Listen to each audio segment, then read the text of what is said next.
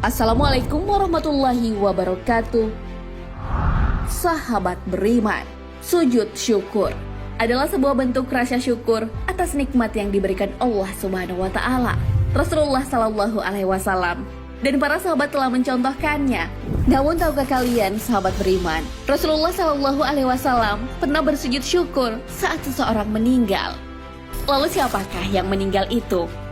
Mengapa Rasulullah sujud syukur saat mendengar kabar kematian? Kapankah waktu yang dianjurkan untuk sujud syukur?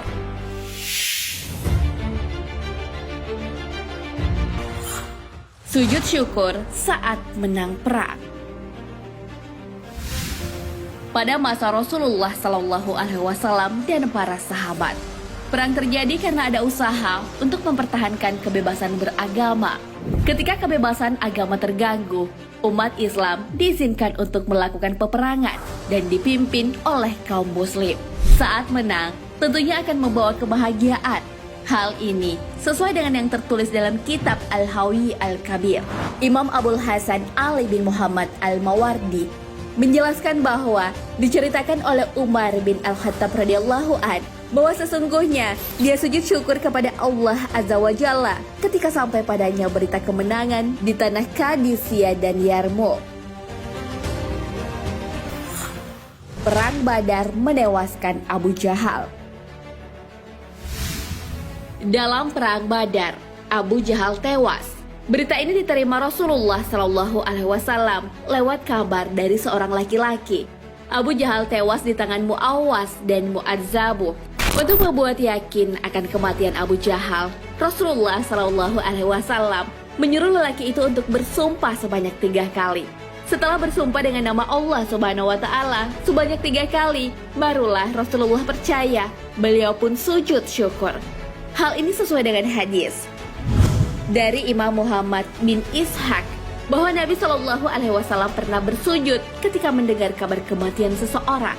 Hadis riwayat Abu Daud.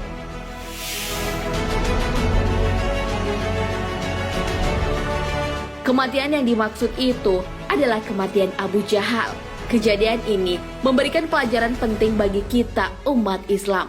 Ada orang-orang yang ditunggu dan disyukuri kematiannya. Hal ini karena mereka tidak memberi manfaat selama hidup, justru mudarat yang diberikan kepada orang lain. Padahal Rasulullah Shallallahu alaihi wasallam menganjurkan kepada umatnya untuk bermanfaat kepada sesama. Hal ini sesuai hadis beliau. Sebaik-baik manusia adalah yang paling bermanfaat bagi orang lain. Hadis riwayat Ahmad, Tabrani dan Daruqutni. Abu Jahal jahat kepada Nabi Shallallahu alaihi wasallam. Abu Jahal dikenal sebagai orang yang sangat membenci Rasulullah Shallallahu alaihi wasallam.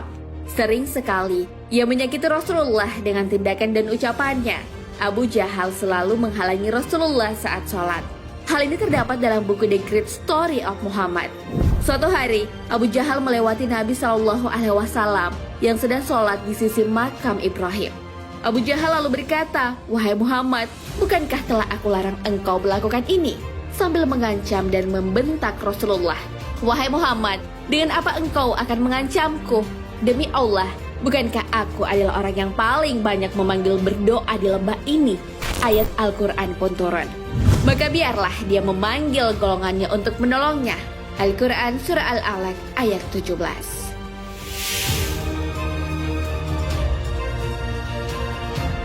Bahkan yang pernah ingin mencelakai Rasulullah Shallallahu alaihi wasallam saat melaksanakan ibadah, ia mengangkat kakinya hendak menginjak Rasulullah yang sedang bersujud. Namun belum sempat melakukannya, tiba-tiba ia ketakutan. Ia pun ditanya alasannya berlari. Lalu ia menjawab, "Aku melihat antara aku dan Muhammad dipisah oleh parit yang seandainya aku mendekat, niscaya akan terbakar." Saat sujud, Rasulullah Shallallahu alaihi wasallam pernah dilempari kotoran unta oleh Abu Jahal dan kaum kafir Quraisy. Diceritakan Imam Bukhari lewat Ibnu Mas'ud bahwa ketika kami sedang bersama Rasulullah Shallallahu alaihi wasallam di dalam Masjidil Haram, sedangkan Rasulullah Shallallahu alaihi wasallam pada saat itu sedang mengerjakan sholat, Abu Jahal berkata, "Tidakkah ada seorang laki-laki yang mau mengembalikan kotoran unta dari Bani Fulan?" Lalu ia mau melemparkannya kepada Muhammad yang sedang sholat itu. Lalu berdirilah Uqbah bin Abi Mu'aid bin Abi Amr bin Umayyah bin Abdi Syams. Mereka mengambil kotoran unta dan melemparkannya kepada Nabi.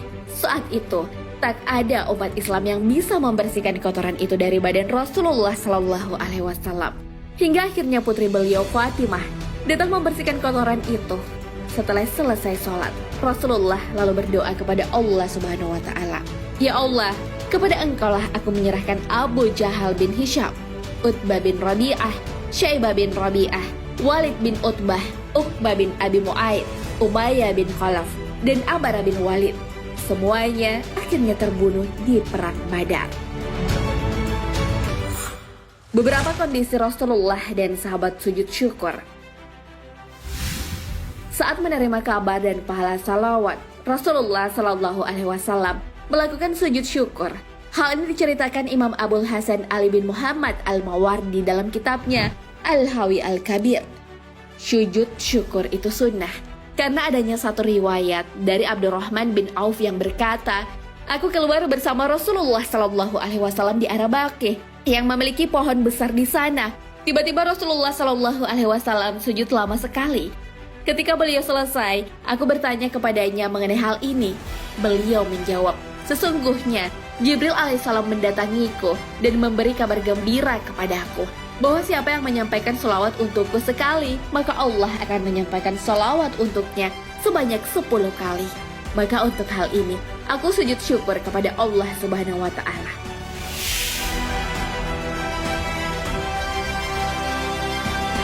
Menikah adalah salah satu kabar bahagia, apalagi ketika mengetahui bahwa akan menjadi menantu manusia paling mulia di muka bumi.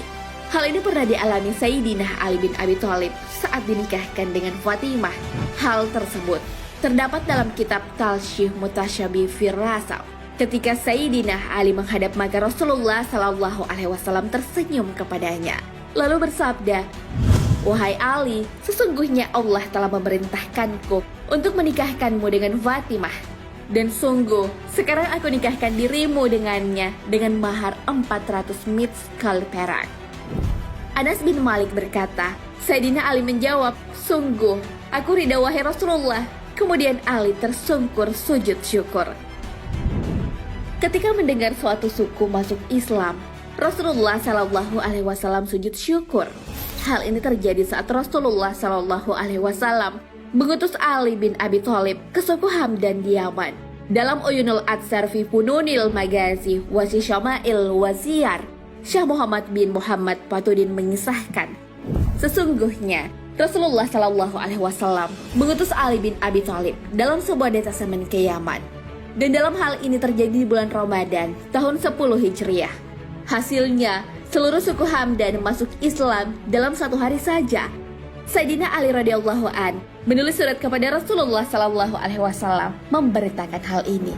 Ketika Rasulullah Shallallahu Alaihi Wasallam membaca surat ini, beliau tersungkur sujud syukur kepada Allah Subhanahu Wa Taala.